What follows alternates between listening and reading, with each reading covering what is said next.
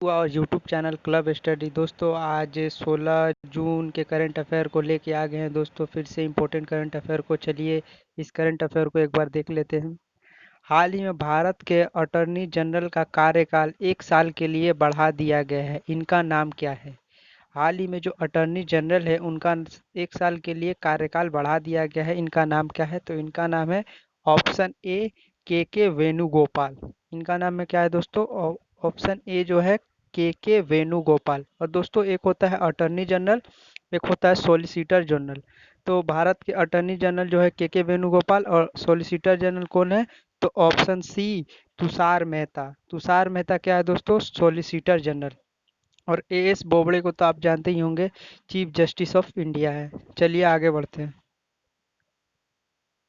हाल ही में Mariana trench तक पहुंचने वाली पहली महिला का नाम क्या है? दोस्तों ये मेरियाना ट्रेंच क्या है?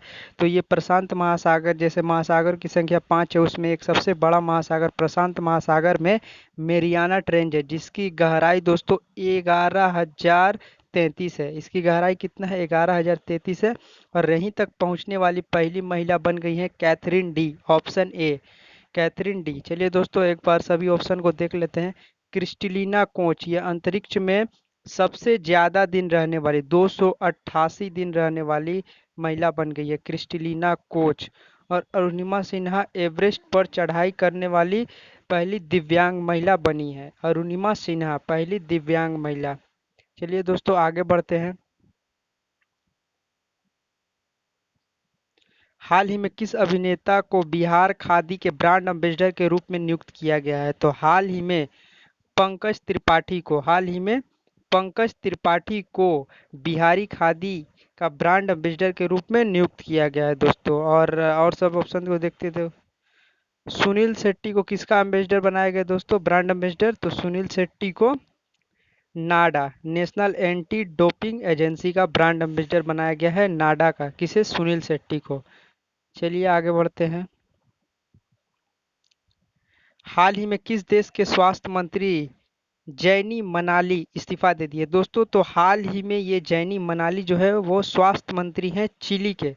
तो चिली के जो स्वास्थ्य मंत्री हैं जैनी मनाली, इन्होंने इस्तीफा दे दिया है। और ये स्वास्थ्य मंत्री है, और इन्होंने कोविड-19 के वजह से इस्तीफा दे दिया है। चलिए दोस्तों आगे बढ़ते हैं। हाल ही में फिलीपींस में भारत के अगले राजदूत कौन बने हैं? हाल ही में फिलीपींस में भारत के अगले राजदूत कौन बने हैं दोस्तों? तो ये बने हैं शंभू एस कुमार। कौन बने हैं दोस्तों? शंभू एस कुमार। शंभू एस कुमार कहाँ बने हैं? फिलीपींस में भारत के अगले राजदूत बन गए हैं। और जिसे तरनजीत सिंह सिंधु को जानते ही होंगे, अमेरिका में कुछ दिन पहले ब्रांड एम्बेसडर बने थे। रवीश कुमार फिनलैंड के ब्रा सॉरी दोस्तों, राजदूत है। तरनजीत सिंह सिंधु अमेरिका के राजदूत है, और रवीश कुमार फिनलैंड के राजदूत हैं। आगे बढ़ते हैं। किस शहर ने महिला के लिए हिस्ट्री नहीं दोस्तों, यहाँ एस्ट्री है, STREE, एस्ट्री कार्य शुरू किया है? तो हाल ही में हैदराबाद ने महिलाओं के सुरक्षा के लिए एस्ट्री, STREE, एस्ट्री कार्यक्रम शुरू किया है दोस्तों। ये महिलाओं के सुरक्षा के लिए है। चलिए आगे बढ़ते हैं।